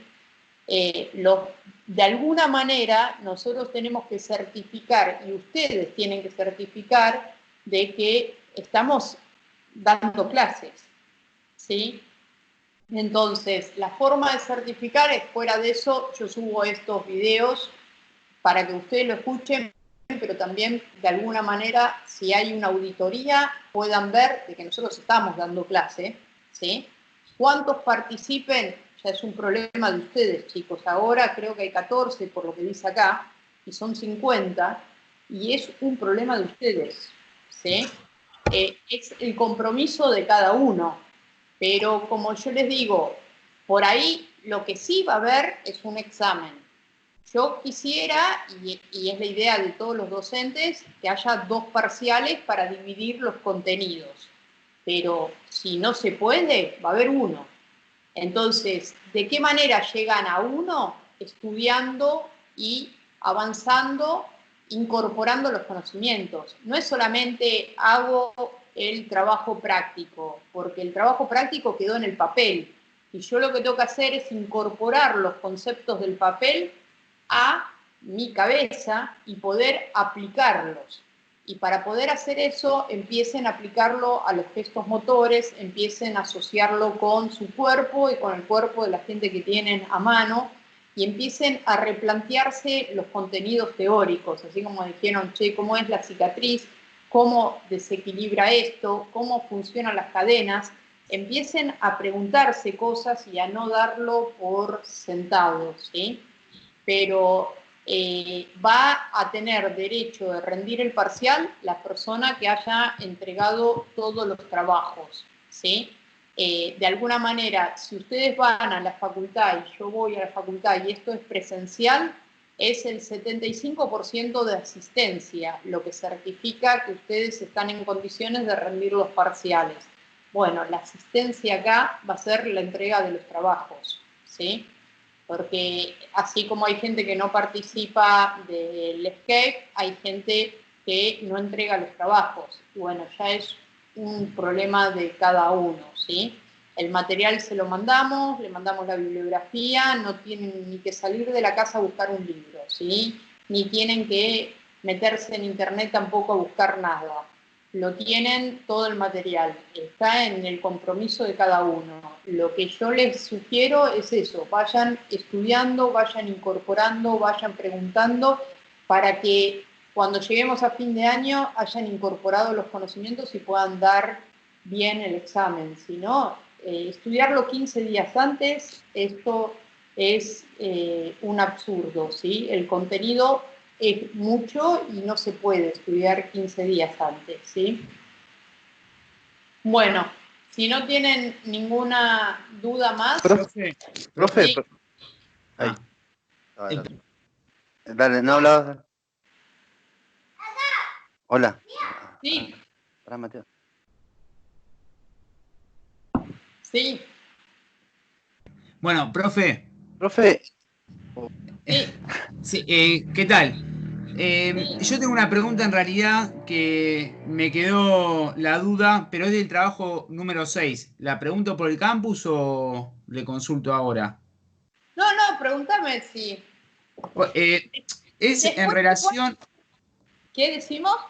Sí, es en relación a la lubricación y la viscosidad. Sí. Porque cuando hablamos de lubricación y viscosidad, usted dice que al aumentar la lubricación, aumenta la viscosidad y disminuye la fricción. Sí. ¿Sí? Y cuando le agregamos la velocidad, dice que a mayor fricción aumenta la viscosidad y disminuye la velocidad. No sé si me vas siguiendo. Pará. A mayor velocidad reduce la fricción. Sí. ¿Sí? ¿Se acuerdan la curva? Sí, tengo acá la curva. Entonces, si reduce la fricción, ¿sí? Yo necesitaría, no me cambia tanto si es viscoso o no, ¿me entendés? Esa es mi duda, O sí. sea, en teoría tiene que tener una viscosidad, pero Bien. al aumentar la velocidad del movimiento entre las superficies, voy a tener menos fricción. Y Exacto. está comprobado que la viscosidad disminuye, pero justo disminuye en el momento en que disminuye la fricción. Entonces sería una compensación. Bueno, disminuye la viscosidad, sería menos lubricante, pero por el otro lado hay menos fricción en este momento. Entonces, en tanto, no altera la lubricación. Perfecto. ¿Me entendés? Perfecto. Sí. Bueno. Era esa mi duda. Bueno, pero hacela en el campus, porque, ¿sabes por qué? Porque por ahí alguno de tus compañeros que no participa la lee y le aportás algo más, ¿sí? Porque eso es lo bueno del campus, de que si ustedes hacen sus dudas en el campus, yo la contesto y en teoría la pueden ver todos, ¿no? Ustedes las ven. Sí. Bueno, entonces, de alguna manera, la duda de uno les puede servir a todos como para poder analizar la situación, o por ahí ese tema no se les había ocurrido y les aclara algo, ¿sí? Muchas gracias, profe. No, de nada. Profe, ¿le hago una consulta? Sí. ¿La fecha de entrega de los trabajos prácticos sigue siendo la misma que a principio de año o es a medida que vamos viendo ahora las clases? No, seguimos con ese programa para, o sea, si se demoran una semana no importa, pero la idea era, les mandamos el material con tiempo para que lo vayan haciendo con tiempo y de alguna manera a la clase vengan con el material ya hecho. Porque si a la clase vienen sin haber leído nada y sin haber hecho los trabajos, no tiene mucho sentido la clase, ¿sí? Porque si bien yo tengo un pizarrón, yo no me puedo poner acá a dar la clase completa. Por eso también, como para darle más herramientas, subía las clases en video, ¿sí? Es la sumatoria, pero los trabajos los tienen que ir entregando en la fecha que dijimos, ¿sí? Sí, yo preguntaba porque por ahí hay algunas preguntas que quedan mucho más claras cuando vemos el video que se sube al campus y ahí recién las podríamos terminar de contestar bien. No como para importa. entregar un trabajo. Pero ¿sabés qué es lo bueno? Que les quedó algo inconcluso y que lo terminan de cerrar, ¿me entienden? Honestamente, yo no puedo, imagínense, si todos mandan son 50 trabajos, ¿sí? Yo no puedo leer 30 preguntas de 50 trabajos semanales. Honestamente, no las voy a leer o voy a leer algunas salteadas, ¿sí? Hasta ahora no tuve tiempo de leerlas porque armando los Power, armando las clases, dando clase y más mis actividades hospitalarias y mi casa, realmente el día tiene 24 horas y no me da tiempo, ¿sí?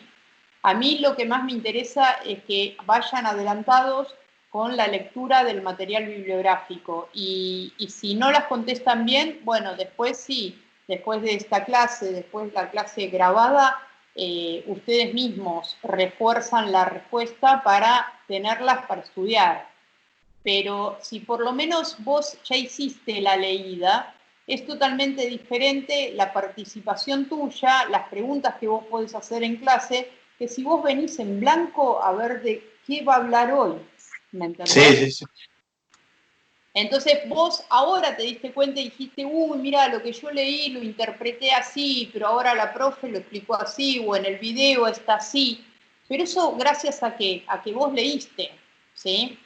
Y entonces podés hacer una interpretación más allá de lo que yo explique, o podés interrelacionar los conceptos, pero si vos no leíste nada, es imposible, ¿sí?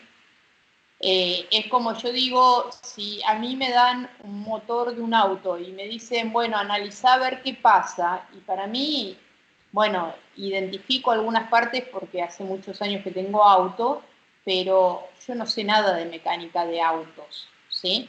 Para eso tendría que leer antes para poder entender qué estoy mirando. Bueno, es lo mismo que ustedes.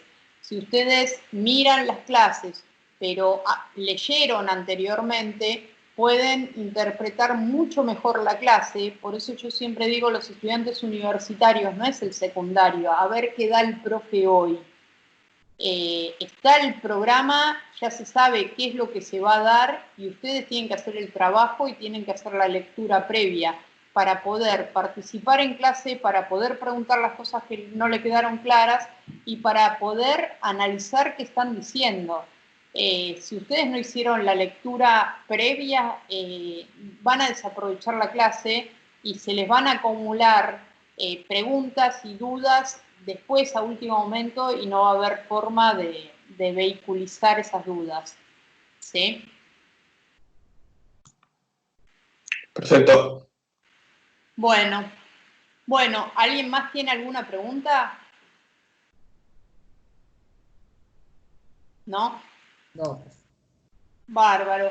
Bueno, entonces nos vemos la semana que viene, que vamos a analizar un poquito más lo de las cadenas musculares y empezamos a ver la unidad número 9, que es raquis en general, ¿sí? Las propiedades del raquis, la estructura, estudien la anatomía, ¿sí? Por favor, las estructuras de las vértebras, las articulaciones, la parte inicial de anatomía del primer trabajo de la unidad número 9, que la unidad número 9 tiene 2 trabajos, ¿sí?